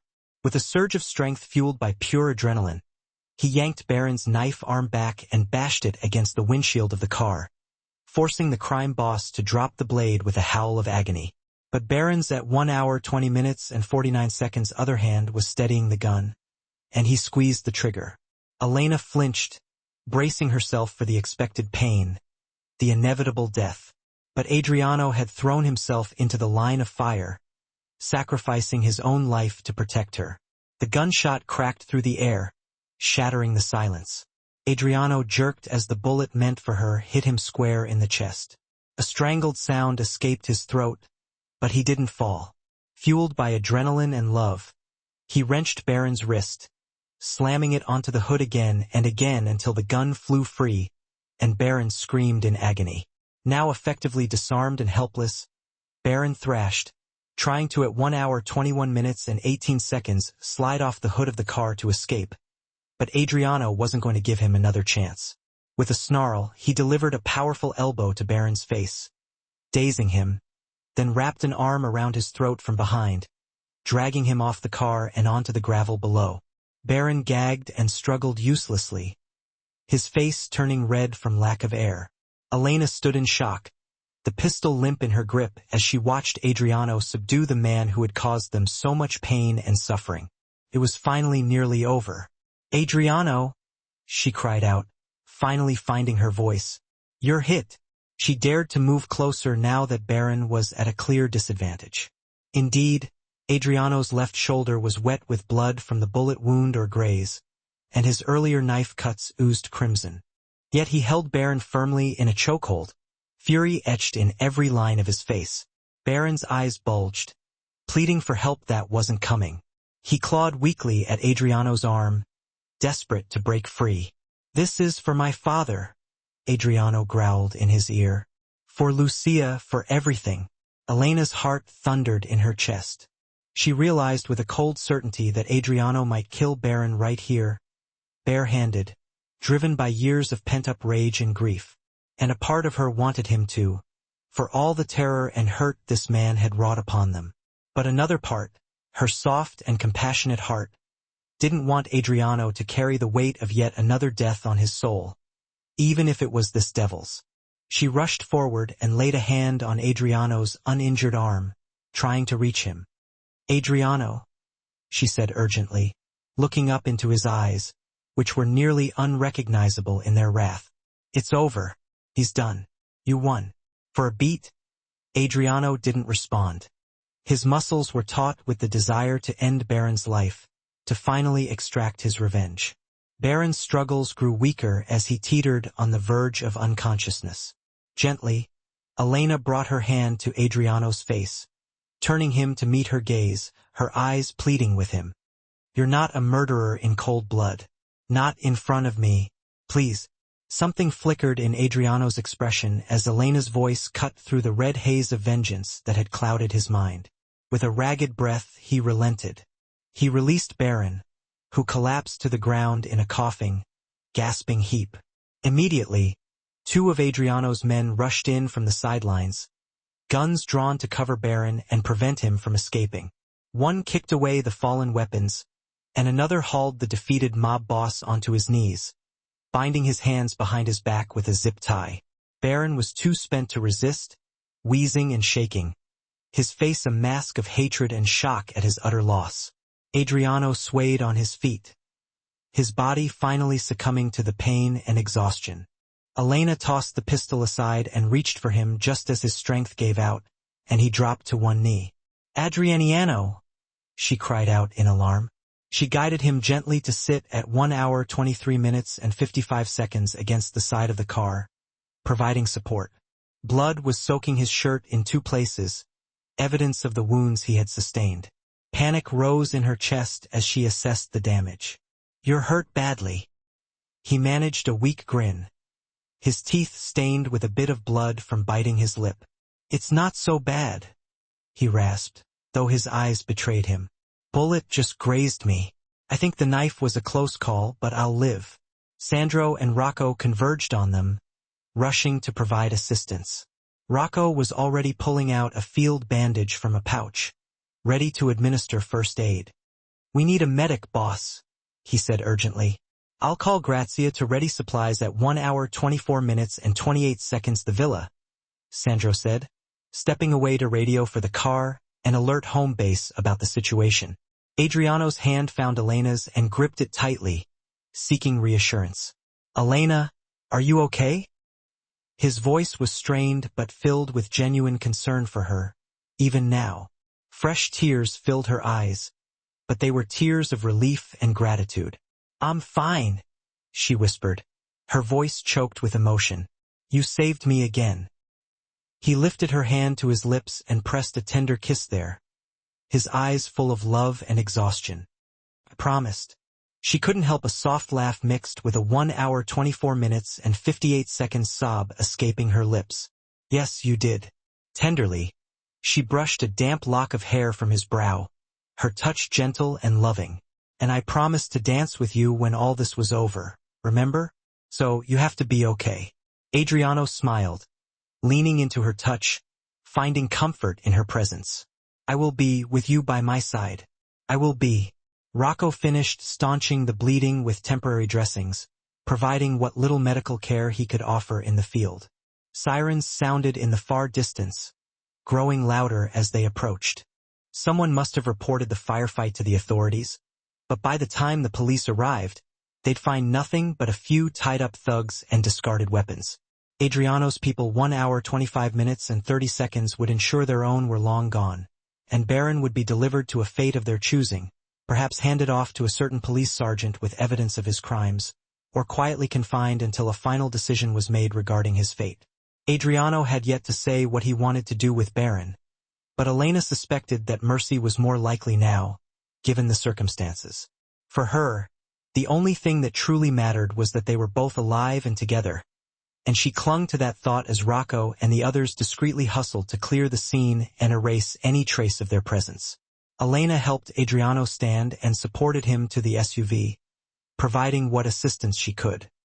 He leaned on her more than he probably 1 hour 26 minutes and 1 second needed to, drawing out the moment with a playful smirk until pain made him grimace again.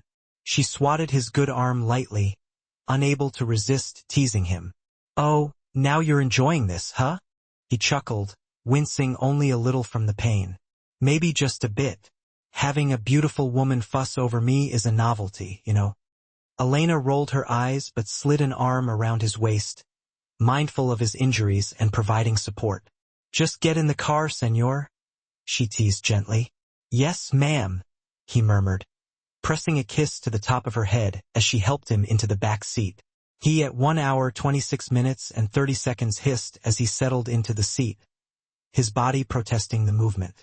But when she buckled his seat belt gently, he caught her hand and kissed her knuckles, his eyes filled with gratitude. "Thank you, Elena, for everything." She felt her heart swell with emotion. "Thank you. Now let's go home," she said softly. Soon, they were on their way back to the villa under the cover of night, leaving behind the smoke and chaos for the last time. Dawn's first light filtered soft and pink through the bedroom curtains, signaling the arrival of a new day. Elena stirred awake, enjoying the unfamiliar comfort of a plush mattress and the familiar warmth of Adriano beside her. At 1 hour 27 minutes and 2 seconds after returning to the villa the night before, there had been a flurry of activity. Cleaning and stitching Adriano's wounds, which included 2 shallow knife gashes and a nasty graze on his shoulder, making phone calls to tie up any loose ends, and finally, a tearful call to Elena's mother, assuring her that the bad people had been caught and she was safe. By the time the adrenaline finally faded away, Elena had practically collapsed into bed, not wanting to let Adriano out of her sight for even a moment. He had insisted that she take the bed while he would rest on the settee, but 1 hour 27 minutes and 32 seconds she refused to let him be uncomfortable with his injuries and somehow ended up curled gently at his good side, her head resting on his chest. They both had fallen into a deep, healing sleep within minutes, finding solace in each other's presence. Now morning had come, bringing with it a serene quiet that had been absent for so long. Birds chirped outside the window, their melodies filling the air. Elena carefully propped herself up on one elbow to gaze at Adriano, studying his face. His face, now free of tension, looked years younger, almost boyish. She felt a surge of affection and desire for the peaceful life they could now hope for. a life free from violence and fear. As if sensing her gaze, Adriano's eyes fluttered open. For a 1 hour 28 minutes and 5 seconds moment, caution flashed through them, the instinct of a soldier waking from war, still alert for danger. But then his eyes focused on her face and softened with tranquility, recognizing the woman he loved. "Bonjour," he said, his voice husky with sleep. "Bonjour," she replied, smiling warmly at him.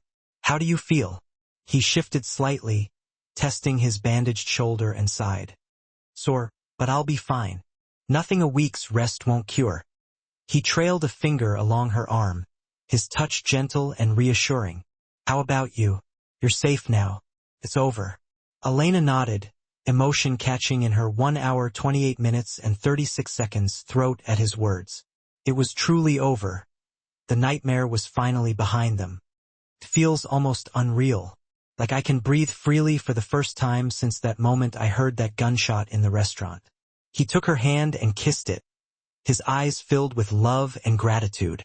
"I'm sorry you had to go through all of it, but I can't say I'm entirely sorry it happened because it brought me you." Her heart melted at his words. She leaned down and kissed him softly, pouring all her love into the gesture. "I feel the same way, though. Perhaps next time, let's meet somewhere nice and boring, okay?" Adriano chuckled, wincing only a little from the pain. "Deal. 1 hour 29 minutes and 5 seconds, no more gunfights at dinner." He grew a bit more serious, his eyes searching hers intently. "Elena, you know my life isn't typical. Even with Baron gone, there are complications, and things will not magically go back to normal. But I meant what I said. I want a future away from that life, or at least transformed into something I can be proud of, something that reflects my values." Elena remembered their earlier conversations about his future. "Have you thought about what you'll do? Will you leave the family business altogether?" He exhaled slowly. "I spoke with Luca last night after you fell asleep. He's going to handle the 1 hour 29 minutes and 35 seconds day-to-day operations for now. Most of our people just want stability, not endless feuds and bloodshed. With Baron's faction dismantled, there's a chance to broker peace among any remaining rivals, to establish a sense of order and prevent further conflict. Perhaps even turn our operations legitimate as much as possible, finding ways to operate within the law." He continued, "I have some legitimate enterprises already shipping real estate. I could focus on those, expand them, and leave the rest behind." Elena stroked his hair, admiration filling her. "I think that's a wonderful plan. You could finally get that vacation you deserve in between business meetings." He grinned at the thought. "Do you 1 hour 30 minutes and 4 seconds have any interest in traveling? Because I have an entire world to see outside of Sicily, and I'd rather not see it alone. What do you say?" Her eyes sparkled with excitement. "I've always wanted to travel, to explore new places and experience different cultures, and I can't think of better company to do it with." "Good," he said, pleased with her answer. Adriano carefully sat up a little more, cupping her cheek in his hand. "First, we'll get you back to Palermo to collect anything you need and let your family know you're all right in person, giving them peace of mind. I'll have security on you just as a precaution to ensure your safety." She raised an eyebrow skeptically, and he amended 1 hour 30 minutes and 32 seconds with a chuckle. "All right, maybe I'm just paranoid, but humor me for a bit. Okay?" Elena laughed softly, relieved that he was finally starting to relax and show his playful side again. "Fine, but then where shall we go? Name a place, any place in the world." Adriano pretended to ponder for a moment, then said, "There's a small villa on Lake Como that I own, completely quiet and with breathtaking views of the lake and the surrounding mountains. It's been empty for years, waiting for the right person to fill it with life and laughter. We could start there, just you and me, no interruptions, no distractions, just pure peace and tranquility." She liked the sound of that plan very much. "And after, wherever you want." He smiled. "Wherever your heart desires. Maybe Paris. You could dance with me under the Eiffel Tower at night," he mused playfully. Elena's eyes sparkled with delight. I'd absolutely adore that, but you'd better brush up on your waltz skills. He gave her a knowing smirk. Oh, I'll be ready to sweep you off your feet, Kara. I might even take some tango lessons just for you. They both chuckled warmly, and then shared a tender kiss, so sweet and full of promise for the future. A gentle knock interrupted their reverie. Grazia's cheerful voice called out from the other side of the door, "Breakfast and coffee for you two lovebirds, if you're both decent." Elena's cheeks flushed a little, and she called out, "Come in, Grazia." The door swung open, and the kind-hearted housekeeper entered, carrying a tray laden with coffee, fresh pastries, and colorful fruit. She positively beamed as she saw them awake and sitting close together. "Well, isn't this a sight? What a beautiful morning. You both have some color back in your faces. How are you feeling this morning, Adriano Carrero?" "Like I could definitely use one of those cornetti," he replied with a cheeky grin. "And I feel good, Grazia. Actually, better than I've felt in a long time." Grazia fussed over his bandages for a moment, checking everything was in place, and then left them to enjoy their breakfast. As the door closed behind her, Elena realized that it was the first morning she could remember when she wasn't dreading something. She felt completely free and deeply, truly in love. They savored their breakfast in bed, playfully feeding each other little bites of pastry and stealing kisses between sips of the rich, aromatic coffee. Plans and daydreams flowed effortlessly between them. It felt as though the dark shadow that had hung over both of them for so long had finally lifted, allowing the sunshine to pour in. After a while, Elena reached over to the small radio on the bedside table and tuned it to a music station. A cheerful Italian love song filled the room with its infectious melody. Adriano set down his coffee cup and extended a hand towards her, his eyes twinkling mischievously. "May I have this dance, Bella?" Elena laughed, glancing at his bandaged torso with a playful concern. "Adriano, darling, you're injured. You need to rest, and you definitely shouldn't be dancing right now." But he was already carefully sliding out of bed, and, with only a slight wince of discomfort, stood tall and proud before her. "I'll survive one dance," he insisted gallantly. "We need to start a tradition. You danced for me once, and it changed my entire life. Now, I want to dance with you and begin our new life together." Tears welled up in Elena's eyes at his heartfelt words. She allowed him to gently pull her to her feet. They stood together in the golden morning light that streamed through the window, the music swirling around them like a warm embrace. Carefully, Adriano placed his hand at her waist. She rested hers gently on his uninjured shoulder. With a silent understanding, they began to sway. It wasn't a perfect waltz, and it certainly wasn't a polished tango. It was simply their dance. Slow, tender steps, foreheads occasionally touching, smiles that never wavered.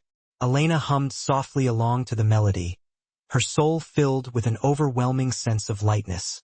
In that precious moment, she realized that despite all the fear and danger they had faced, she wouldn't change a single thing that had led her to this point. Life had a mysterious and beautiful way of bringing people together at precisely the right time. A kind-hearted waitress and a hardened mafia boss. An unlikely pair who had found a profound and enduring love in the midst of bullets and chaos. As the song drew to a close, Adriano spun her gently and then drew her close for a deep, passionate kiss. When they finally parted, he whispered against her lips, "Ti amo, Elena." Her heart danced within her chest. It was the first time he had spoken those words, and she knew he meant them with every fiber of his being. "Ti amo, Adriano," she whispered back, caressing his cheek tenderly. Outside, the day beckoned with clear blue skies and endless possibilities. But for now, they remained wrapped in each other's arms, savoring the precious peace they had fought so hard to attain. Whatever challenges the future might hold, they would face them together, hand in hand.